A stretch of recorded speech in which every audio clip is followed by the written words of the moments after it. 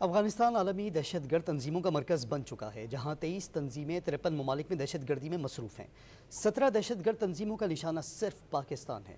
افغان طالبان کے برسر اقتدار آنے کے بعد کالعدم تحریک طالبان پاکستان دوبارہ متحرک ہو گئی۔ پاکستان کے متعدد بار مطالبوں کے باوجود کالعدم ٹی ٹی پی کے خلاف کوئی ایکشن نہیں لیا گیا۔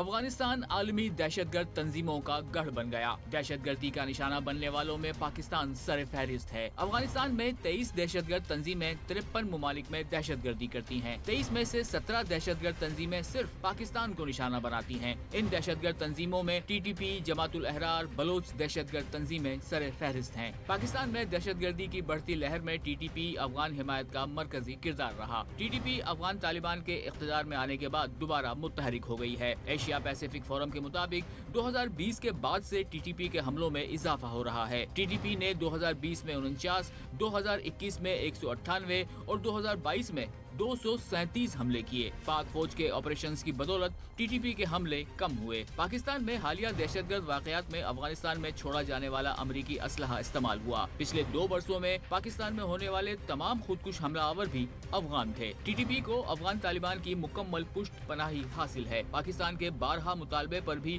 کوئی ایکشن نہیں لیا گیا۔ دفاعی تجزیہ کاروں کا کہنا ہے کہ افغانستان سے ہونے والی دہشت گردی کو بھارت کی سرپرستی حاصل ہے۔ عالمی دہشت گردی کا سینٹر بنتا جا رہا ہے، اور اس میں جو رپورٹ آپ نے دیکھی ہوگی، اس میں جو بارڈرنگ سٹیٹس ہیں یا کنٹریز ہیں، پاکستان، ایران، ازبکستان، ترکمانستان، اس طرح رشیا بھی افیکٹ ہو رہا ہے، اور پھر چائنا، بھارت ان کا چاچا بنا ہوا ہے۔